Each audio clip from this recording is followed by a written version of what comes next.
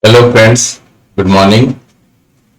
In my previous video lectures on circuit breakers, so far I have covered what is circuit breaker, how it operates, details of arc, then arc interruption theories, different terms associated with circuit breaker, equations for active recovery voltage, restriking voltage, RRRV and maximum RRRV, then capacitive current breaking, inductive current chopping, capacities of the circuit breaker, duties of the circuit breakers, and ratings of the circuit breakers.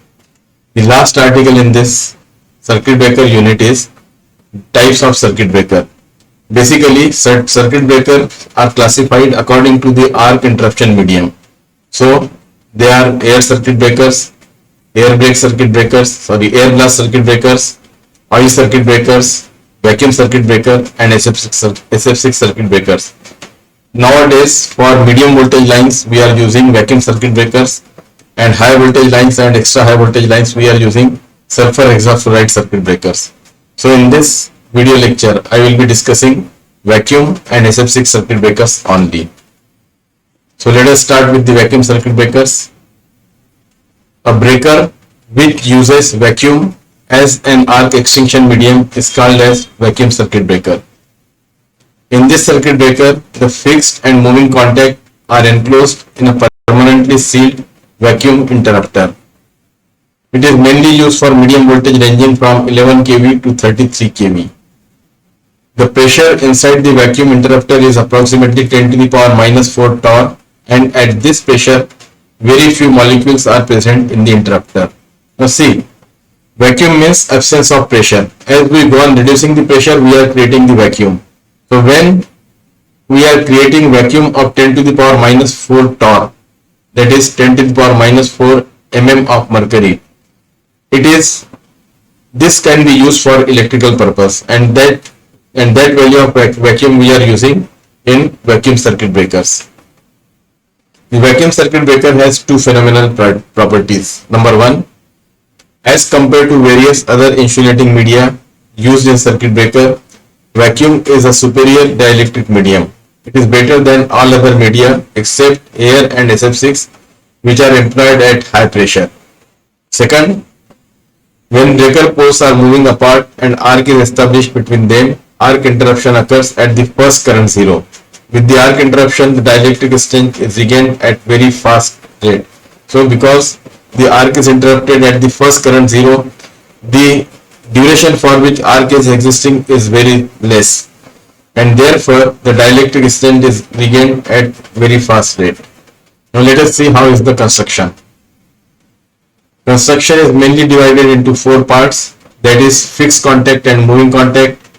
Number one is fixed contact and moving contact. Second is metallic bellows. Third is arc shield and insulating envelope, which is placed inside the arc interrupting chamber. So these are four components of the vacuum interrupters. The fixed and moving contacts of the breaker are placed inside the arc shield. The pressure in a vacuum interrupter at the time of sealing off is kept at about 10 to the power minus 6 torr. That is, when it is dispatched from the factory, the pressure is 10 to the power minus 6 torr. The moving contacts of the circuit breaker move through a distance of 5 to 10 mm depending upon the operating voltage. Higher the operating voltage, more will be the distance after separation between the contact. The metallic bellows made of stainless steel are used to move the moving contacts. The design of the metallic bellows is very important because the life of the vacuum circuit breaker depends on the ability of the component to perform repeated operations satisfactorily. Arc shields are placed inside the arc interrupting chamber and they cover the contacts so that arc does not spread up to the insulating envelope. The outer insulating envelope is made up of glass, as the glass envelope helps in inspection of the breaker from outside after the operation. If the glass becomes milky from its original finish of silver mirror, then it indicates that the breaker is losing vacuum. So this is the diagram of vacuum circuit breaker. So these are two electrodes. This is fixed electrode, and this is moving electrode. This is outer insulating envelope which is made of glass. This is inner insulating envelope. These are the bellows, or we can say this is the bellow that is used to pull this moving contact. When contacts are separating, this is the arc which is established between the contact. This is bellow shield. It is for this bellow. This is end shield to support this inner insulating envelope, and these two are shield support flange. So in this way it is constructed. So when we have to operate the circuit breaker, these two contacts start separating. This bellow pulls this moving contact away from this fixed contact, and as this is the vacuum, the arc interruption takes place earlier. Now let us see what are the advantages and disadvantages of vacuum circuit breakers. Advantages. Number 1, due to high dielectric strength of vacuum, breakers are more efficient. Number 2, rapid recovery of high dielectric strength reduces the arcing time. Number 3, they are compact, cheaper, and can be installed in any required orientation. It can be horizontal or vertical. Their service life is much greater than any other circuit breaker, and almost no maintenance is required because there is no gas or no oil, so maintenance is almost negligible. Vacuum circuit breaker does not require any additional filling of oil or gas. They do not need periodic refilling. If it is gas or it is oil, then we need periodic refilling of the chamber. But here it is vacuum, so we don't need periodic refilling like anything. Disadvantages. Number 1, requirement of high technology for production of vacuum interrupters. Number 2, it needs additional surge suppressors for the interruption of low magnetizing currents in a certain range. In a certain range, when it is creating the problem of prospective voltage, high prospective voltage, then we need additional surge suppressors, surge absorbers. Number 3, loss of vacuum due to transit, damage or failure makes the entire interrupter useless and it cannot be repaired on site. Now let us see what are the applications. Number 1, because of the short gap and excellent recovery of dielectric strength, they are very useful as very high speed making switches in many industrial applications. So they can be used as very high speed on-off switches in industrial applications. Number 2, when the voltage is high and current to be interrupted is low, these breakers give superior performance over the other breakers. Number 3, these breakers are used for the system voltage from 11 to 33 kV, that is for medium voltage lines. So that is all about the vacuum circuit breakers. Now let us see SF6 circuit breakers, that is sulfur hexafluoride circuit breakers. A circuit breaker in which SF6 gas, that is sulfur hexafluoride gas, at high pressure is used to extinguish the arc is called SF6 circuit breaker. SF6 gas has excellent dielectric, arc quenching, chemical and other physical properties, hence it is an excellent arc quenching medium. High voltage circuit breakers require quick arc extinction properties, hence SF6 circuit breakers are used in high voltage systems up to 760 kV, that is up to ultra high voltage transmission. Properties of sulfur hexafluoride gas.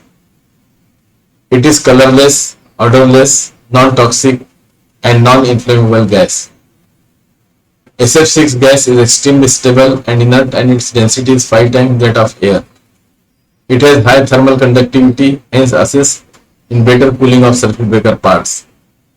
SF6 gas is strongly negative, strongly electronegative. Electronegative gas means it has tendency to attach the electron with them. Therefore, they form the negative ions. SF6 gas is strongly electronegative, hence the free electrons are easily removed and negative ions are formed. Now, negative ions are heavy, very heavy as compared to electrons. Therefore, the electronegative gas are very good insulating or dielectric medium. It has a unique property of fast recombination after the source energizing spark is removed. It is 100 times more effective as compared to other arc quenching mediums. Its dielectric strength is 2.5 times than that of air and cost is 30% less than that of the dielectric oil. At high pressure, the dielectric strength of the gas increases. Now let us see the construction. SF6 circuit breakers mainly consist of two parts, that is the interrupter unit and the gas system. Interrupter unit.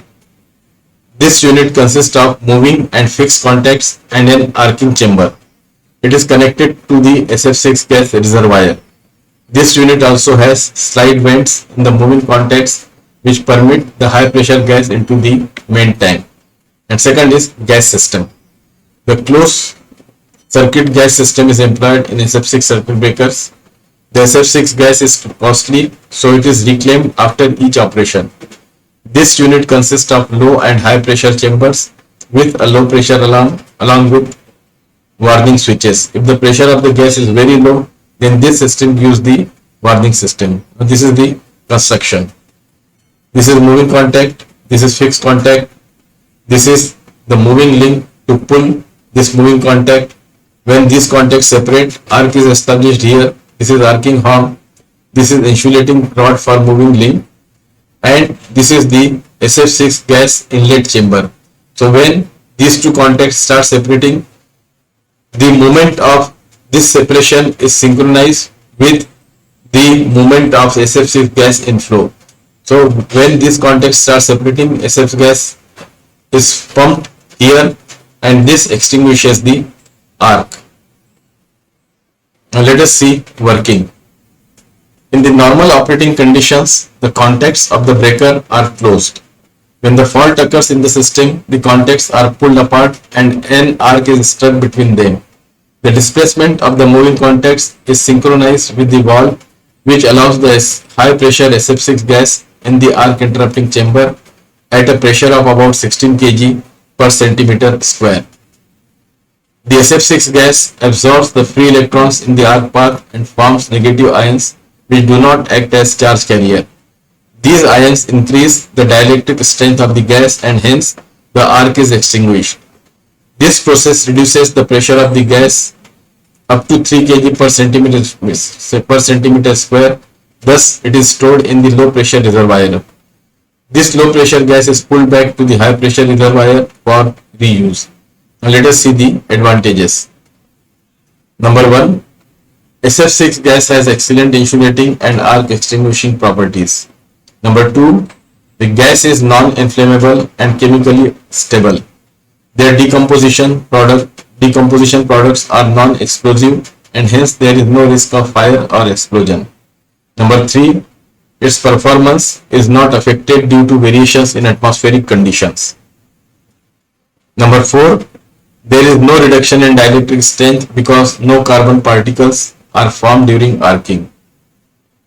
Number 5. It requires less maintenance and no costly compressed air system is required. Number 6. It gives noiseless operation and there is no overvoltage problem because the arc is extinguished at natural current 0. Number 7. SF6 breakers clear short circuit faults, low capacitive and inductive currents without any problem. Now let us see what are the disadvantages and applications. Disadvantages. Number 1. SF6 gas is suffocating to some extent. In the case of leakage in the breaker tank, the SF6 gas being heavier than air gets settled in the surroundings and lead to the suffocation of the operating personnel. Number 2. Moisture is very harmful to SF6 circuit breakers. Due to combination of humidity and SF6 gas, hydrogen fluoride is formed which can attack the parts of the circuit breakers. Number 3. The internal parts need cleaning during periodic maintenance under clean and dry environment. Number 4. The special facilities required for transportation and maintenance of quality of gas. Now let us see what are the applications. High voltage circuit breakers require quick arc extinction properties. Hence, SF6 circuit breakers are used in system up to 760 kV. That is, for high voltage, extra high voltage and ultra high voltage systems, SF6 circuit breakers are. Friends, I have covered almost all the topics of subject switchgear and production In some universities it is called power system protection subject, and I have covered almost all the topics of this subject of most of the universities. I hope these video lectures, which are total 94, will benefit you. They will benefit your juniors and colleagues also if you recommend my channel to them. I thank all the students, teachers and other viewers for watching my video lectures and liking them. Friends, if you want to make effective and efficient use of time, then read my book on time management. This is the link for the book. The link is also given in the description box. I have launched a useful course for the students on Udemy. The title of the course is Accelerate Your Learning by Power of Visualization, a course to increase your brain power and program the mind for success. This course is especially useful for the students who are preparing for entrance and qualifying exams. This is the link for the course. The link is also given in the description box. Thank you. Thank you all.